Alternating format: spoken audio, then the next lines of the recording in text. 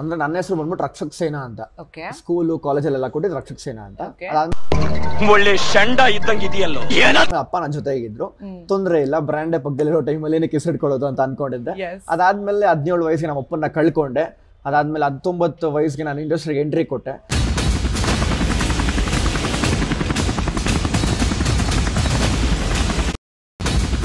ಜಾಸ್ತಿ ಮಾತಾಡ್ತಾ ಇರ್ತೀನಿ. ನನಗೆ ಅಂದ್ರೆ ನನ್ನ ಯಾರ ಜೊತೆ ನಾನು ತುಂಬಾ ಕನೆಕ್ಟ್ ಆಗಿರ್ತೀನಿ ಅವ್ರ ಜೊತೆ ಜಾಸ್ತಿ ಮಾತಾಡ್ತಾ ಇರ್ತೀನಿ. ಆ ತರ ನಾನು ಆಚೆನು ಸ್ಟ್ರೈಟ್ ಫಾರ್ವರ್ಡ್ ಓಪನ್ ಆಗಿ ಮಾತಾಡ್ತೀನಿ, ಯಾರಿಗೂ ತಲೆ ಕೆಡಿಸ್ಕೊಳ್ಳಲ್ಲ.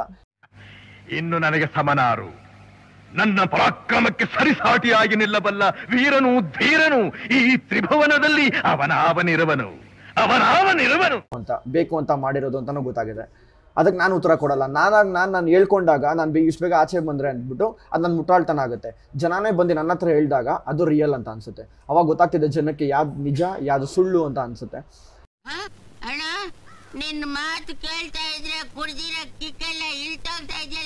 ಪ್ರತಿಯೊಬ್ರು ನನ್ನ ನೋಡಿದವರು ನನ್ನ ಮಾತಾಡಿಸಿದವರು ಹೇಳ್ತಿರೋದು ಒಂದೇ, ನೀವು ಇಷ್ಟು ಬೇಗ ಬರ್ತೀರಾ ಅಂತ ಅನ್ಕೊಂಡಿರ್ಲಿಲ್ಲ, ಟಾಪ್ 100% ನೀವು ಕೂತಿರ್ತೀರಾ ಅಂತ ಅನ್ಕೊಂಡ್ವಿ. ಅದ್ರ 4ನೇ ವಾರಕ್ಕೆ 1 ತಿಂಗಳು ಹೊರಗಡೆ ಬಂದ್ರಿ ನೀವು, ಶಾಕಿಂಗ್ ಅನ್ಸ್ತಿದೆ ಅಂತ ಹೇಳಿದ್ರು.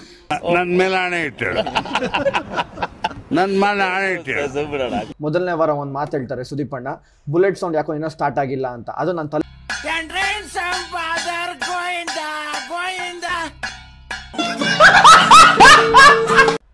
ವೋಟಿಂಗ್ ಪೋಲ್ ಅಂತ ನಂಗೆ ಮುಂಚೆನೆ ಹೇಳಿದ್ರೆ, ನಾನು ಸುಮ್ಮನೆ ಬಿಗ್ ಬಾಸ್ ಹೋಗ್ತೀನಿ ಅಂತ ಹೇಳಿದ್ರೆ ಒಂದು 500 ಜನ ನಿಂತಿರೋ ಬಿಗ್ ಬಾಸ್ ಮನೆ ಮುಂದೆ, ಅವರೇ ಓಟ್ ಹಾಕಿರೋರು ನಮಗೆ. ಅಮೆರಿಕನ್ ಕೂತ್ಗಳಲ್ಲಿ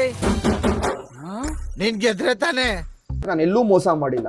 ನಾನು ಬಂದಾಗ್ಲೂ ಆಚೆ ಸುದೀಪ್ ಅಣ್ಣ ಹತ್ರ ಅದನ್ನೇ ಹೇಳಿದೆ, ಏನಕ್ಕೆ ಏನ್ ಕಾರಣ ಆಗಿರ್ಬೋದು ಇಷ್ಟು ಬೇಗ ನೀವು ಬರೋಕ್ಕೆ ಆಚೆ ಅಂದ್ರು.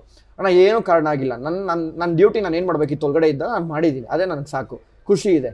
ಆಚೆ ಬಂದಾದ್ಮೇಲೆ ರಿಗ್ರೆಟ್ ಮಾಡ್ಕೊಂಡು ಅಯ್ಯೋ ನಾನು ಹಿಂಗೆ ಮಾಡಬೇಕಿತ್ತು ಅದೆಲ್ಲ ಎಂಥದ್ದು ಇಲ್ಲ. ನಾನು ಏನೇನು ದಬಾಕ್ಬೇಕಿತ್ತು ಮನೆ ಒಳಗೆ ದಬಾಕಿದ್ದೀನಿ, ಅದನ್ನು ಟೆಲಿಕಾಸ್ಟ್ ಮಾಡಿಲ್ಲ ಅಂತ ಹೇಳಿದ್ರೆ ನನ್ನ ಪ್ರಾಬ್ಲಮ್ ಅಲ್ಲ. ಅವತ್ತು ಸ್ನೇಹಿತಗೂ ಒಂದೇ ಒಂದು ಸ್ಟಿಕರ್ ಬಿತ್ತು, ಅವನು ನಾಮಿನೇಟ್ ಆದ. ನಾನು 2 ಸ್ಟಿಕರ್ ಬಿತ್ತು, ನಾನು ನಾಮಿನೇಟ್ ಆದೆ. ಆ ವಾರ 2 ವೋಟ್ ಆ ಥರ ನಾರ್ಮಲ್ ವೋಟ್ ಇದ್ದಿದ್ರೆ, ನಾರ್ಮಲ್ ಏನೋದು ನಾಮಿನೇಷನ್ ಇದ್ದಿದ್ರೆ ಅವತ್ತು ನಾನು ಆಚೆ ಬರ್ತಾ ಇರಲಿಲ್ಲ.